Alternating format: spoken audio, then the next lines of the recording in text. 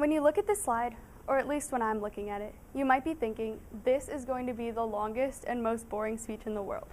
And you're not wrong to think that. The typical white background with a black title and a gray subtitle looks like a dead end to me.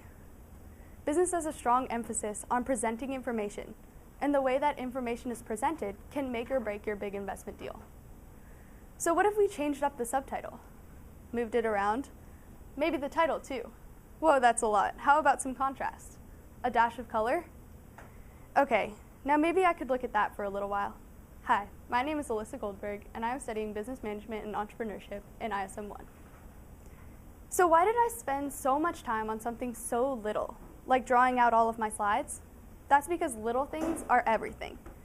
Business is built on ideas, and ideas are all around us.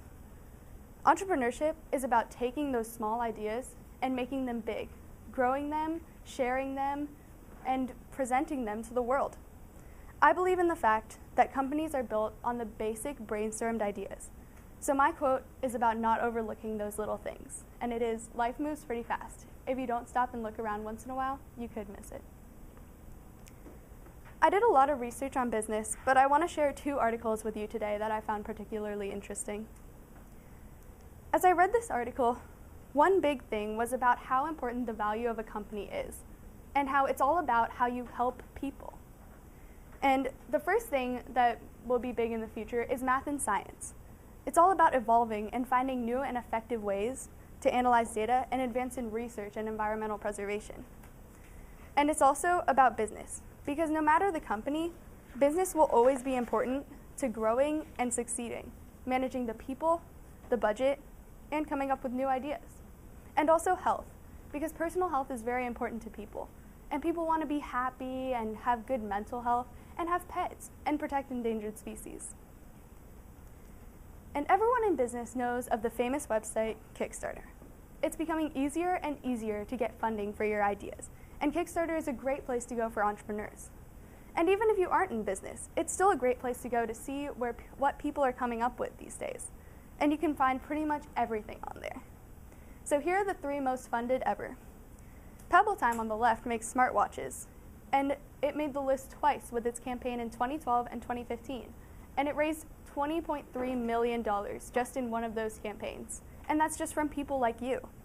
And also, the Coolest Cooler and Bobox Jacket, they're also really great technology products. They might not look like it, but people are turning ordinary products into complex products that have multiple purposes, and people love them.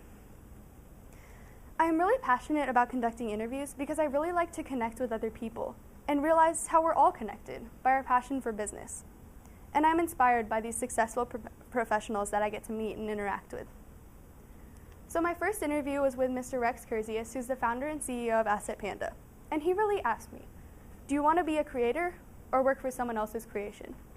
And his entrepreneurial mindset made me really realize that I did want to be a creator. I want to make my own companies in the future.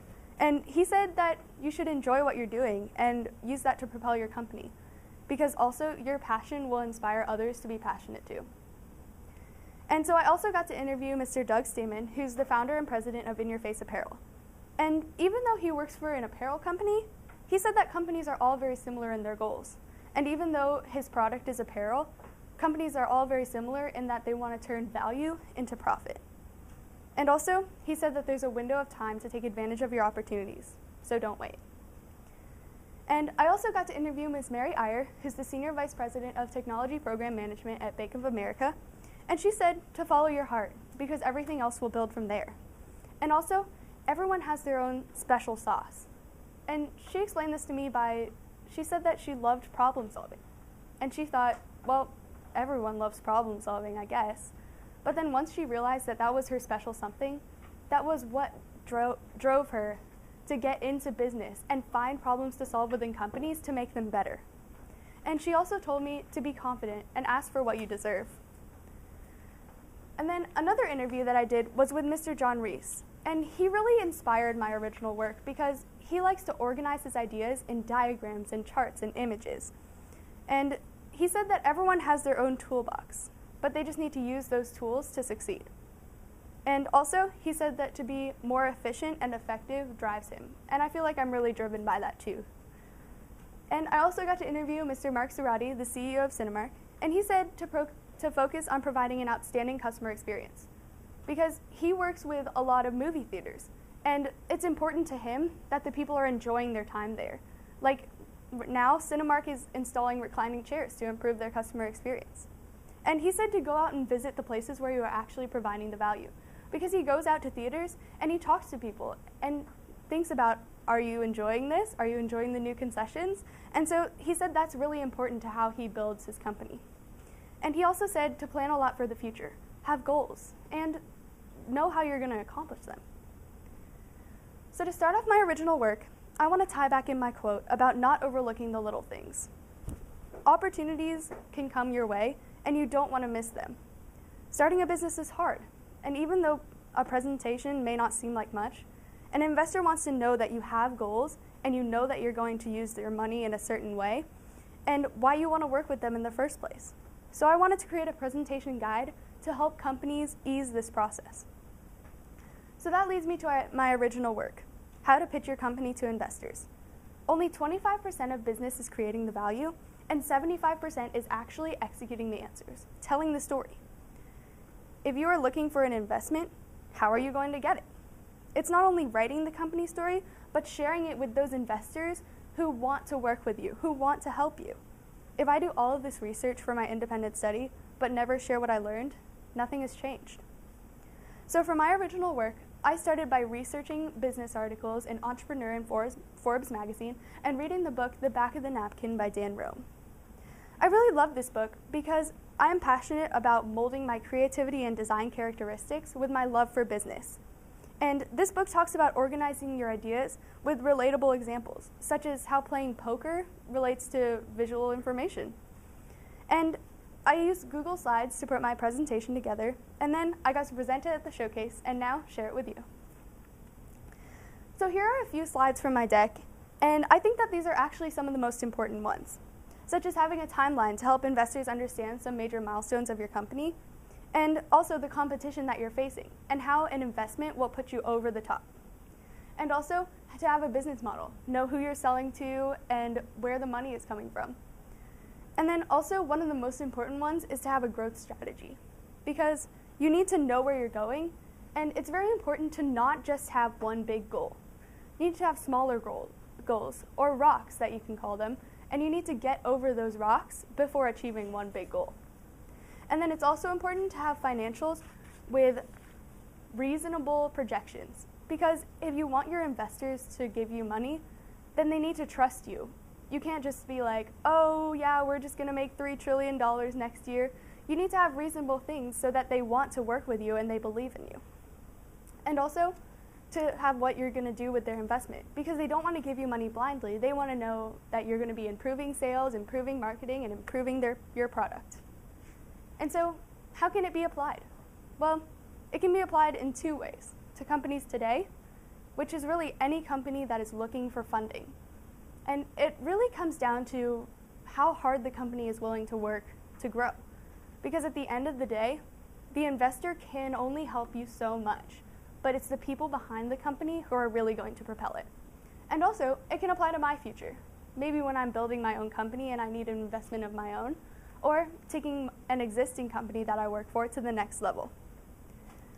So I really learned a lot from this original work, and I really recognized why some companies may fail to get funding. And I really think that they're either not presenting to the right people or they're not presenting the right way. And so that's why I really wanted to make this original work, so I can help them.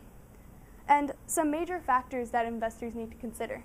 When I was making this original work, I really wanted to put myself in an investor's shoes and think, what do I want to know about this company before I give them a bunch of money? And also, provide honest projections and have a solid plan for the future of your company. That ties back into what I was saying about building a trust. You can't just blindly go in with someone you don't know or someone you don't trust. And also, to be persistent in accomplishing company goals and be confident in the value of your company. Because if you don't believe in yourself, there's no way an investor will. And then I want to talk a little bit about my mentorship, even though it is not quite started. But I'm very excited about it, and I know that I'm going to learn so much already. So I was actually really fortunate this year that I get to have 2 mentors to work with, and my first one is Mr. Dave Pace, the CEO of Jamba Juice. And he believes in having a great company culture. And what I really connected with him with was he believes in telling the company story, especially because Jamba Juice is a franchise company, so you really need to put forth your impact and your value. And so that kind of tied into my original work, so I knew that I wanted to work with him with that. And he also told me to be a sponge and be curious. If you're interested in something, then take classes, go out and meet people. And I really like that because I'm definitely passionate about business and I want to learn everything that I can. And I also get to work with Miss Rachel Phillips-Luther, who's the CMO, or Chief Marketing Officer for Jamba Juice. And she's really dedicated to improving and innovating at the company. And she's passionate about making change and working with others, which I really connected with, and I wanted to be a part of that environment that she's creating. And she also has such a driven, positive attitude that I feel like it's contagious. And I've met her marketing team once, but I feel like they really share that with her, and it's definitely an environment that I want to be around. And then just a little bit about Jamba Juice, because growing up in the Bay Area of San Francisco, Jamba Juices were everywhere. And hey, I wasn't complaining, but it was so amazing to learn about the company that I grew up loving. I mean, I probably drank a smoothie like every other day. And so it's great to go behind the scenes of Jamba Juice. And a few facts about them, they actually have more than 900 locations worldwide across 26 states of the US and in other countries around the world. And then what I think is really unique about Jamba Juice is that they use real fruit to blend healthy drinks in bowls that boost nutrition. Because a lot of companies these days use a lot of syrup and fake fruit and things like that, which hike up the calories and the sugar by so much. But Jamba Juice really tries to cut that down and stay a fit and fun company. And what I also really like about them is that they donate $1.75 million every year to support local communities. And I feel like it's really nice that they're giving back. And I also wanted to share you about what I've learned in ISM so far. I feel like I've grown so much already. And I never imagined that I would be standing in front of you sharing something that I love so much.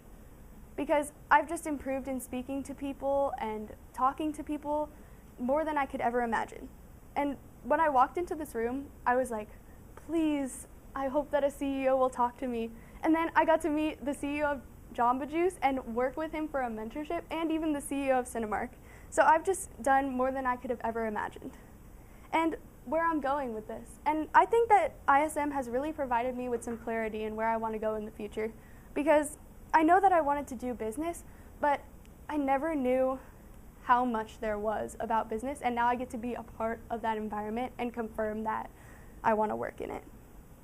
And I can definitely see myself running my own business or working my way up in a company someday.